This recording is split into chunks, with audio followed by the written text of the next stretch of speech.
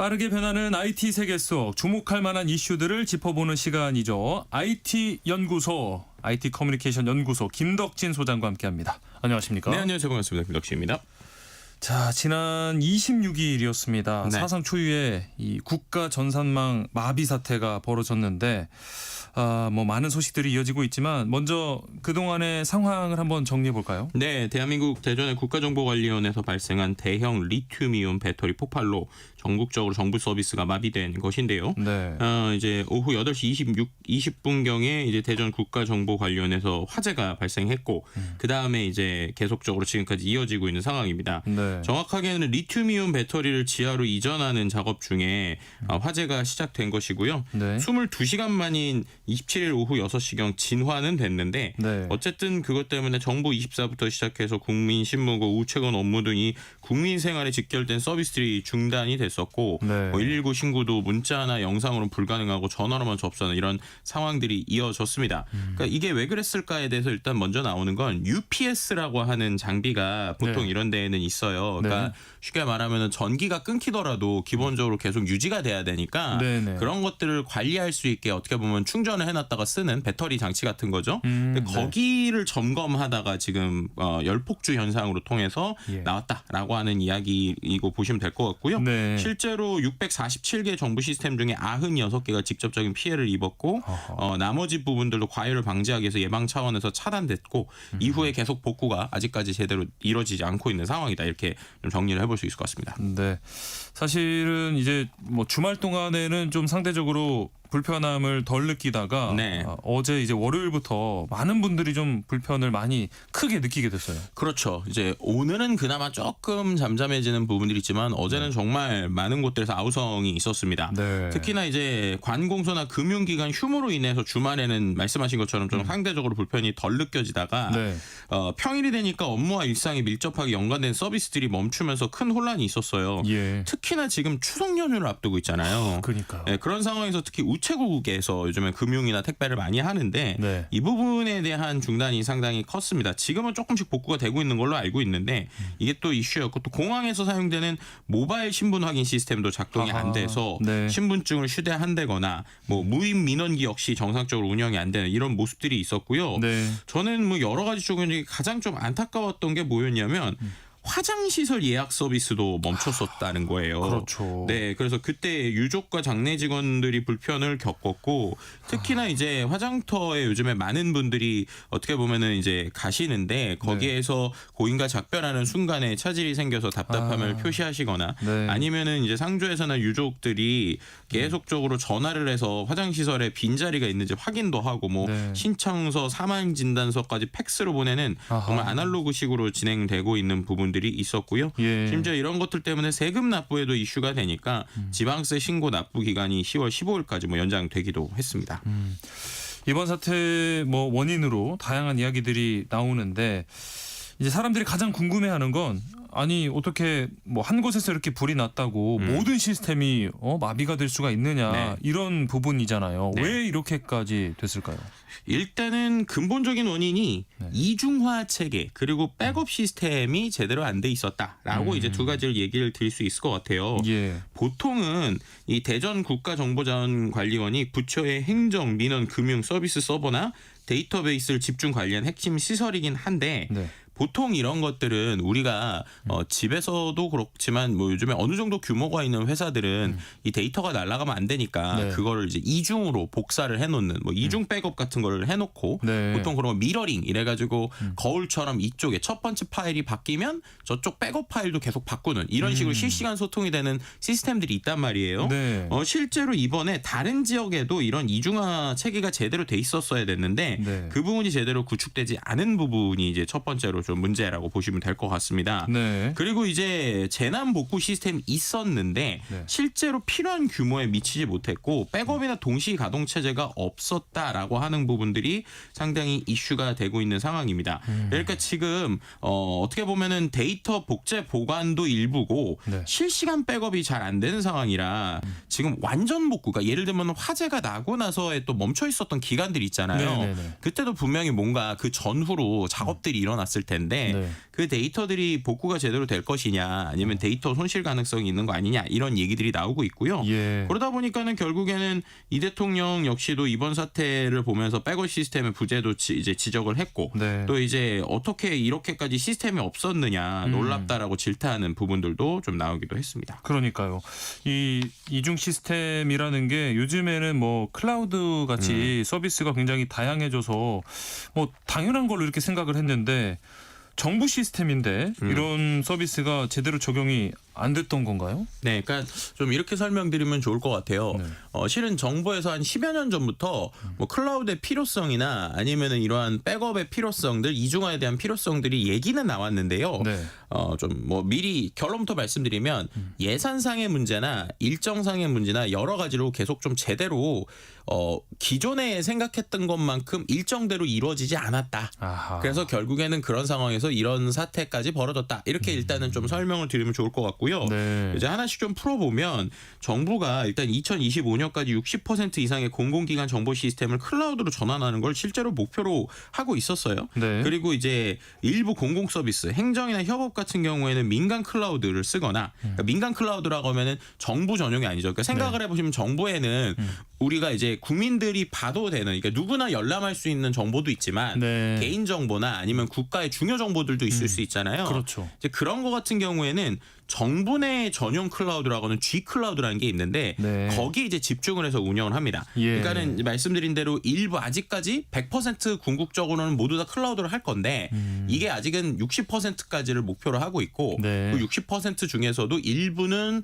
민간, 그러니까 기업의 걸 쓰고 있고 네. 그 중에 또 일부가 정부 시스템에 있다라는 거예요. 아하. 그런데 이번에 또 이 말씀 아까도 방금 드린 것처럼 그럼 이 G 클라우드, 이 클라우드 이중화가 제대로 돌아갔느냐라고 할 때 이 복구 체계가 아직 완성이 안 됐다라는 겁니다. 그래서 네. 말씀드렸던 것처럼 원래 대전 본원하고 공주에 이 센터가 있어요. 그래서 네, 공주 센터의 이중화 DR 구축을 재난 복구 체계를 만들려고 했는데 네.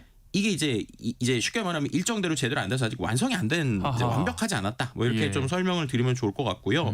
또 일부 시스템의 경우에는 백업 서버도 같은 건물이나 가까운 부지에 있다 보니까 백업을 같은 건물에 하면 불이 나면 만약에 이게 문제가 될 수 있잖아요. 그렇죠. 그래서 그런 부분에 있어서도 좀 취약했다라는 것들이 좀 이슈가 됐다고 보시면 될 것 같습니다.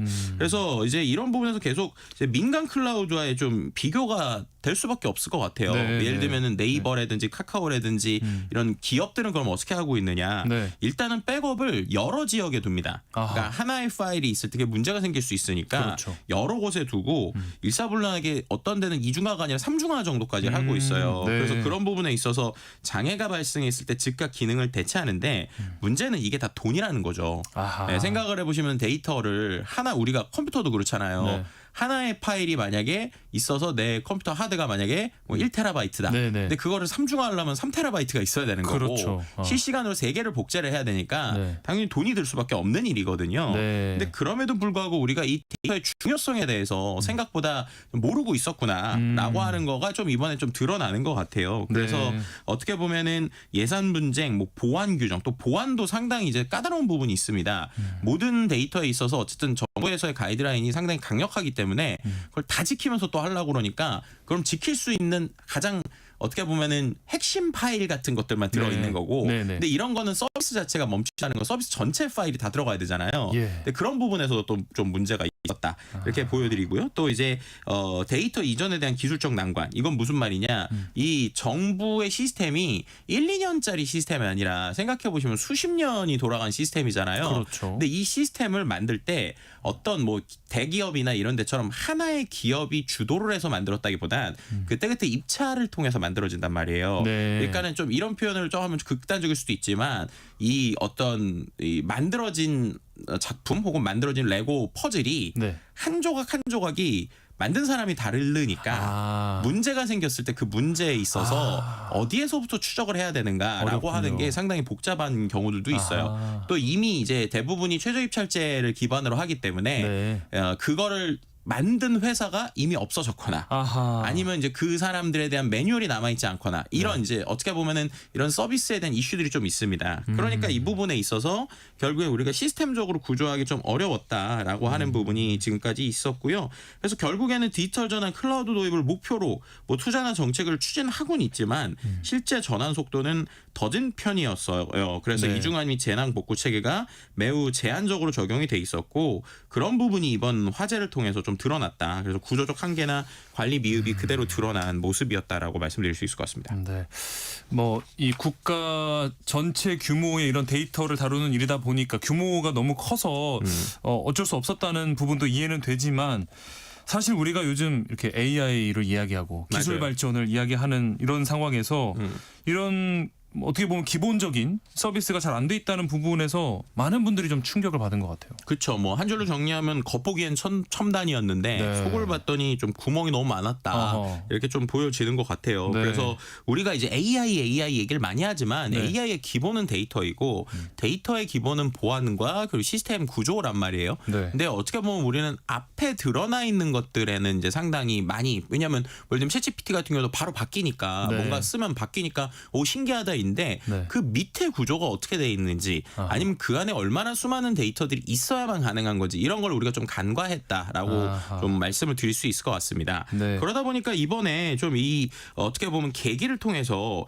아예 미래 기술과 인프라를 아주 제대로 좀 해야 되는 거 아니냐는 얘기가 나와요. 네. 그러니까 어떻게 보면은 지금 AI가 말하는 어떠한 뭐 생성형 AI 시스템 구조에 냉정하게 말하면 지금 우리나라의 데이터 구조화가 제대로 맞지 않는 상황이거든요. 아, 네. 근데 그런 상황에서 아예 이번 계기를 통해서 우리가 AI를 정말로 제대로 하기 위해서 정말 바닥부터 좀 제대로 정리해야 되는 거 아니냐라고 하는 이야기들이 좀 같이 나오고 있는 상황이기도 합니다. 네.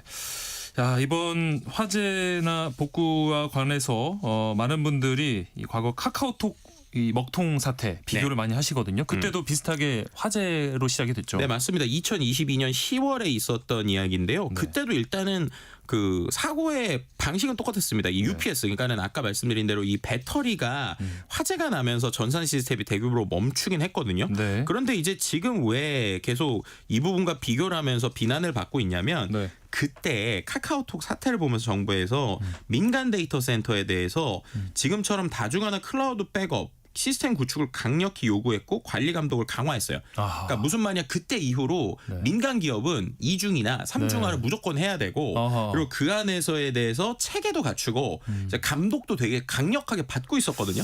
예. 네. 그런데 이번에 그렇게 얘기한 정부에서 실제로 이슈가 됐을 때 이게 제대로 안 됐다라고 하는 게 어떻게 보면은 관리 소홀에 대해서 좀 드러난 게 하나 있었고 네. 또 한 가지는 뭐냐면 이제 처음에 얘기할 때 재해 복구 시스템을 통해서 재해 발생 시 한 3시간 이내 뭐 복구할 수 있다라는 얘기도 실제로 이때 2022년이나 전후에 좀 나오기도 했었습니다. 네, 그랬는데 네. 이제 시간이 이렇게 며칠이 지나도 제대로 되지 않으니까 그렇죠. 그렇다면 우리가 지금 이 시스템들을 어떻게 할 것이냐라고 하는 부분이 있고 참 아이러니하게 지금 그래서 국가에 있는 시스템이 제대로 돌아가지 않는 걸 지금 카카오톡이나 네이버에서 대체로 지금 메시지를 보내주고 있거든요. 네, 네. 그러니까 참 이제 어떻게 보면 아이러니한 상황도 같이 생겼다라고 말씀드릴 수 있을 것 같습니다. 그래서 어쨌든 지금 사고는 터졌고 네. 뭐 이번을 좀 기회로 삼아서라도 제대로 좀 살펴보고 고쳐 나가야겠죠. 네. 어떤 것들을 좀 살펴봐야 될까요? 일단은 계속 말씀드린 것처럼 2중화, 3중화에 대한 인프라를 좀 강력히 해야 되는 게 있고요. 네. 그리고 이번에도 좀 구축이 돼 있었는데 좀 제대로 안 돌아가는 것들이 있거든요. 네, 네. 그러니까 아무래도 이런 미리 시뮬레이션이라든지 이런 사태에 대한 대응책들, 그 가이드라인들을 민간 기업에 하는 것처럼 정부에도 정확하게 가이드라인 좀 필요하다라고 당연하죠. 하는 부분이 좀 있을 것 같습니다. 예. 그리고 또 한 가지는 인프라 노후화에 대한 얘기를 해야 될 것 같은데 이 네. 배터리도 어떻게 보면은 거의 11년 정도 된 배터리거든요. 그런데 네. 이게 원래는 보증 기간이 10년이었어요. 그렇더라고요. 그러니까 어떻게 보면은 그런 것처럼 지금 정부에 있는 다양한 것들이 한 주기가 지난 거예요. 쉽게 말해서 하드웨어가 네. 한 주기가 지났으니까 이때 좀 전체적으로 점검이나 교체를 하는 것들이 좀 필요하다라고 하는 게 있고 저는 이게 솔직히 제일 중요한 것 같은데 관리 인력에 대한 역량이나 시스템을 좀 키워야 된다라는 얘기를 드리고 싶어요. 왜냐하면 이제 우리나라 정부에서의 대부분은 최저 입찰제이다 보니까 네. 어떤 성능이나 능력보다 싸게 그리고 그 안에서 효율적으로 이런 거에 좀 집중이 되니까 네. 문제가 생기게 됐을 때 그 문제의 원인을 찾는 것도 어려워요. 왜냐하면 네. 그렇게 되려면 어쩔 수 없이 하청으로 가야 되는 구조기 때문에 네. 그래서 우리가 앞으로 드러나는 아주 멋진 것들을 위해서는 기본적으로 바닥 시스템이 잘 돼 있어야 되기 때문에 그 부분에 대한 좀 이번에 구조적인 투자나 아니면 좀 시스템에 대한 변경들이 필요한 것이 아니냐라고 좀 이야기를 드릴 수 있을 것 같습니다. 네. 당장 지금 사람들의 가장 큰 관심은 이번 이 사고가 언제쯤 이제 정상화가 될까인데 얼마나 걸릴까요? 지금 뭐 계속 뉴스에서 업데이트 되는 걸 듣고 계시겠지만 네. 계속적으로 순차적으로 업데이트가 되고 복구가 되곤 있는데요. 네. 그래도 아마 전체적으로 완전히 정상화될 때까지는 2주 이상 걸릴 것으로 지금 예측이 되고 있습니다. 네. 2주 사이에 또 명절이 껴있기도 하고 네. 정말 우리 일상에 아주 기본이 되는 서비스들의 영향이 있다 보니까 많은 분들이 좀 불편을 겪으실 텐데 이번 사고 위기를 좀 기회로 삼아서 구조적으로 잘 고쳐 나가는 네. 그런 시간이 됐으면 좋겠습니다. IT 연구소 오늘은 여기까지 말씀 나누도록 하겠습니다. IT 커뮤니케이션 연구소의 김덕진 소장과 함께했습니다. 말씀 고맙습니다. 네, 감사합니다.